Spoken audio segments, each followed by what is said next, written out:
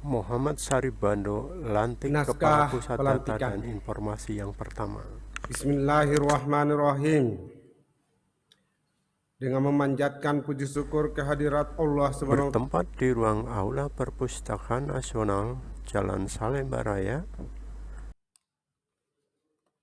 Muhammad Saribando, Kepala Perpustakaan Nasional, melantik dan mengambil sumpah Muhammad Taufik Abdul Ghani sebagai Kepala Pusat Data dan Informasi dan beberapa pejabat fungsional lainnya.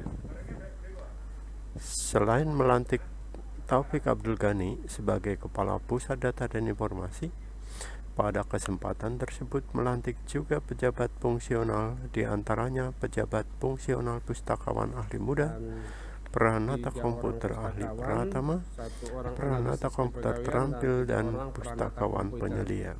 Pertama-tama saya ucapkan salam. Abdul Ghani merupakan pejabat dari Universitas Syiah Kuala Banda Aceh dan pejabat tinggi pertama yang lolos seleksi dalam beberapa tahap, dan juga pejabat Pusdatin yang pertama karena perkembangan struktur organisasi di Perpustakaan Nasional. Pada Bapak dan Ibu dengan jabatan barunya, secara istimewa kepada Bapak Taufik Ghani yang mengalami revolusioner karena sistem ASN kita yang membuka open bidding, sehingga beliau sebelumnya adalah Kepala UPT Perpustakaan Syiah Kuala di Banda Aceh, sekarang naik menjadi Kepala Pusat Perpustakaan Kepala Pusat Data dan Informasi di Perpustakaan Nasional. Suatu lompatan yang luar biasa, yang tentu saja ini kita semua harus mengapresiasi, karena melalui seleksi yang sangat ketat, beliau sebagai pemenang ditetapkan sebagai juara 1.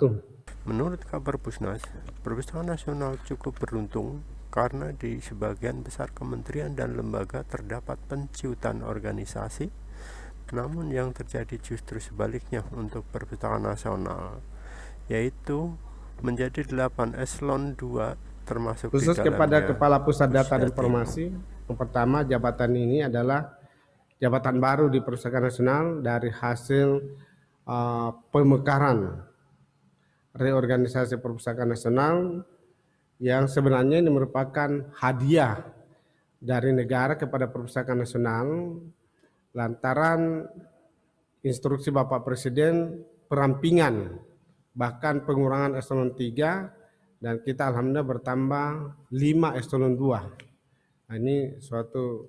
Dalam amanatnya, Muhammad Saribando mengatakan beban kerja Pusdatin semakin berat. Sebagai pionir tentu tantangannya sangat besar. Tantangan pertama adalah Anda akan melatih para pilot yang sudah berpengalaman berselancar di angkasa dengan penuh gelombang ketidakpastian.